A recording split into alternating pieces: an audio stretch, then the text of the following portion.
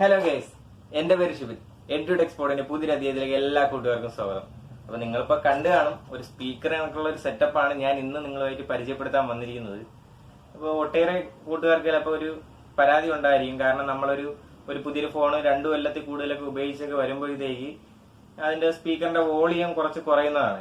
അപ്പോൾ ആ ഒരു വോളിയം കുറയുന്നത് അതൊന്ന് പരിഹരിക്കാനുള്ള ഒരു ഉപായമായിട്ടാണ് ഞാൻ ഇന്ന് വന്നത്. അപ്പോൾ വീഡിയോ അവസാനം വരെ കാണുക. വീഡിയോ ഇഷ്ടപ്പെട്ട് കഴിഞ്ഞാൽ ലൈക്ക് ചെയ്യുക, ഷെയർ ചെയ്യുക.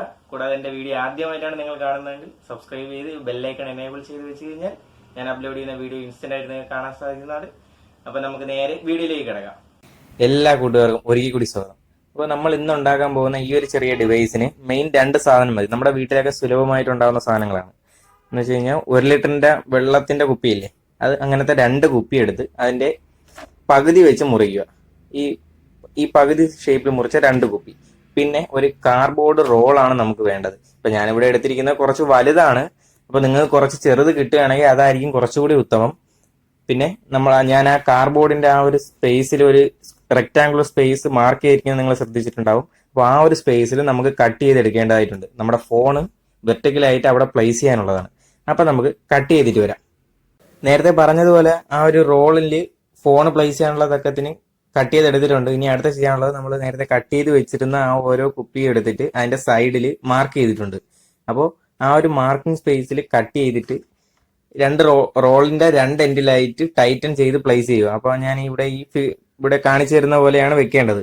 അപ്പോൾ അതിനായിട്ട് നമുക്ക് അതൊന്ന് കട്ട് ചെയ്തിട്ട് വരാം. സൗണ്ട് ബൂസ്റ്റർ ഉണ്ടാകാനുള്ള കമ്പോണൻസ് എല്ലാം ആയിട്ടുണ്ട്. അപ്പോൾ അതാ ഇവിടെ കട്ട് ചെയ്തിട്ടുണ്ട്. ഇരുഭാഗം നിങ്ങൾക്ക് കാണാവുന്നതാണ്. അപ്പോൾ ഇനി ഇത് പ്ലേസ് ചെയ്യുന്നത് എങ്ങനെയെന്ന് നോക്കാം. ഒരു എൻ്റെ എടുത്ത് നല്ല ടൈറ്റായിട്ടിരിക്കണം. ഇതേപോലെ മറ്റതും കൂടി പ്ലേസ് ചെയ്യുക.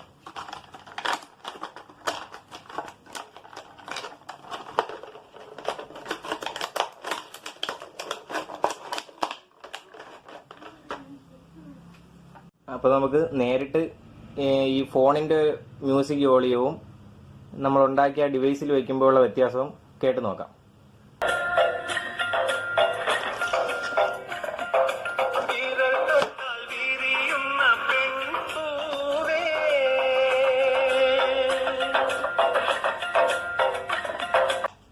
വീട്ടിൽ നിന്ന് തയ്യാറാക്കാൻ പറ്റിയ ഈ ഒരു ചെറിയ സ്പീക്കറിന്റെ വിശേഷങ്ങൾ ഇറങ്ങിയ ഈ ഒരു ചെറിയ വീഡിയോ നിങ്ങൾക്ക് എല്ലാവർക്കും ഇഷ്ടപ്പെട്ടു എന്ന് പ്രതീക്ഷിക്കുന്നു. അപ്പോൾ വീഡിയോ ഇഷ്ടപ്പെട്ടു കഴിഞ്ഞാൽ ലൈക്ക് ചെയ്യുക, കൂട്ടുകാർക്കൊക്കെ ഒന്ന് ഷെയർ ചെയ്ത് കൊടുക്കുക. അപ്പോൾ പുതിയൊരു ദിവസം പുതിയൊരു വീഡിയോയുമായി കാണുന്നവരെ ബൈ ബൈ.